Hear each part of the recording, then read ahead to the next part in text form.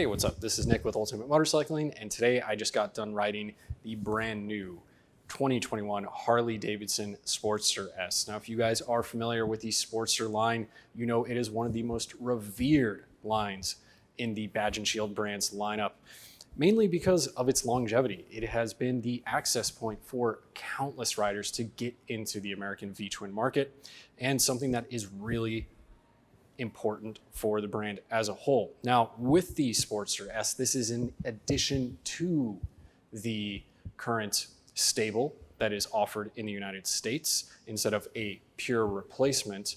But if you guys follow the sort of continuation of the Revolution Max engine, I have a feeling that we're going to see a whole lot of iterations come up in the next couple of years, things that have already been alluded to on that July 13th announcement this year or earlier this month. Now, let's get on to the real business of this video, which is the Sportster S.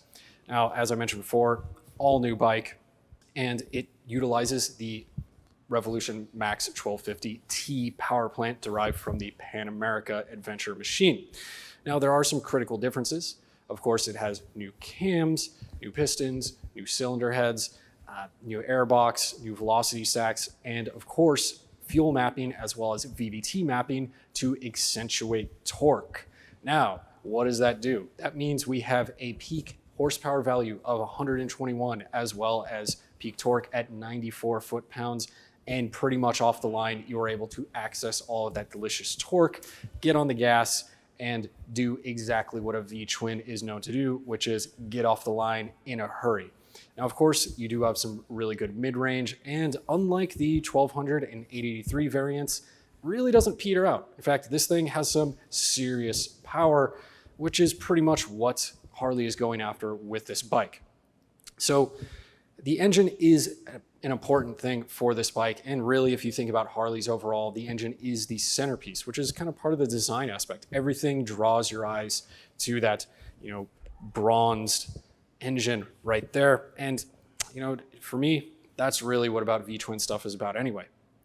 But of course, with the Sportster S, one of the biggest things that they've done is save a heck load of a lot of weight. And that's because it uses a much more modern chassis design. This is a stressed member bike. So instead of using the standard cradle frames of the past, the engine right there, that's the chassis, buds. So everything is connected to it, and what Harley calls, they have their front frame, mid frame, and the rear section. And if you guys think about modern sport bike design, it's essentially the same thing.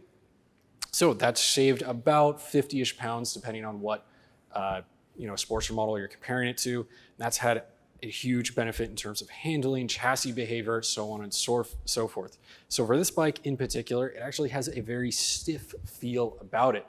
It handles quite nicely. It's a very gentle handling motorcycle. It doesn't require a lot of input from the rider to get it on the edge of these fat tires you see before you. But unlike what those fat tires might make a couple riders assume in terms of its handling characteristics, the tire profiles play a huge part of its behavior. The thing is really apt to getting on the edge of the tire and utilizing all 34 degrees of lean angle.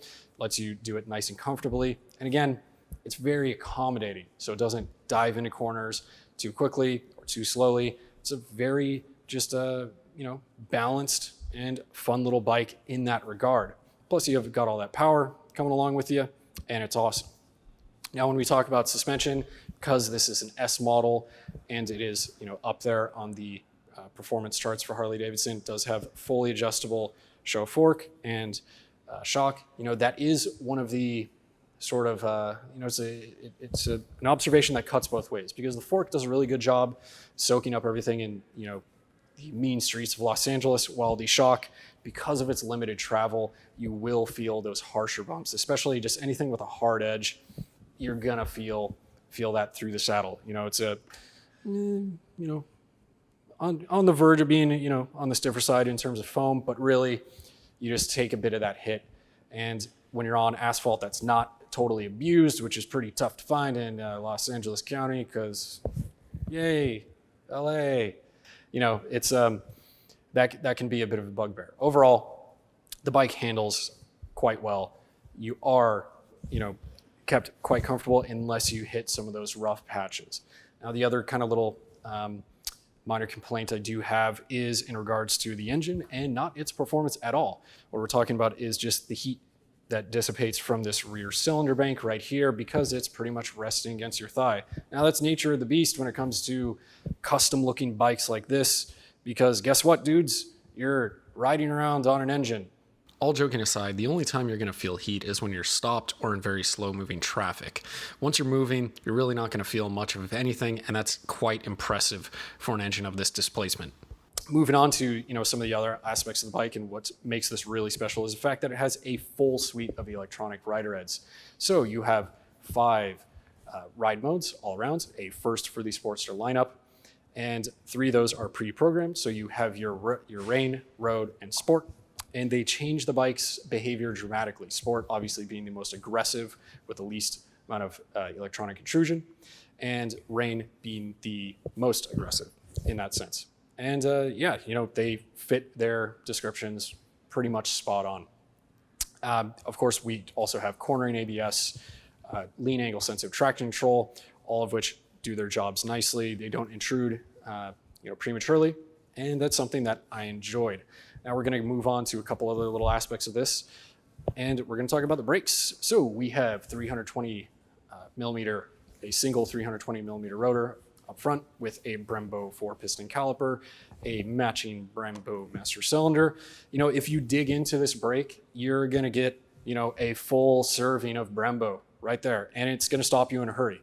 If you're coming at this from a sport bike mentality and you would expect, a much more aggressive bite, it's not going to be there. But I do think a lot of people in the cruiser segment are going to enjoy the fact that it doesn't have an overly vicious initial application, and it stops the bike when you get into it. So totally good there. Rear brake, no complaints. I would say it's probably like a 70-30, 60-40 balance. I used the rear brake today when we were on Angeles Crest a whole lot, and it definitely got the job done, and I enjoyed it. Some of the other things that I want to touch on before we wrap this up is the riding position. According to Harley-Davidson staff, it is based directly off the Harley-Davidson Sportster 48. And, apparently hit for hit has the same thing when we talk about it with the stock forward controls here. That riding position does remove your lower legs from kind of distributing weight as much as mid controls would. So, with that sort of stiffer rear end, you do take the hit a little bit more. And, that riding position over in a long period of time could become taxing. For short days in the saddle, a good long afternoon, stuff like that, I was totally cool. We did about 100 and change in mileage, and no worse for wear. It's really going to depend on your size, so I do recommend getting down to the dealer and sitting on it. I stand at 5 foot 10 inches, 32-inch inseam. If you're a taller guy or gal, opinions may differ. Harley is offering a mid-control option for $660, which helps distribute some of the load through your legs and reduce some of the weight that you'll feel on your backside. I think they're a good improvement and especially valuable for riders with shorter inseam lengths.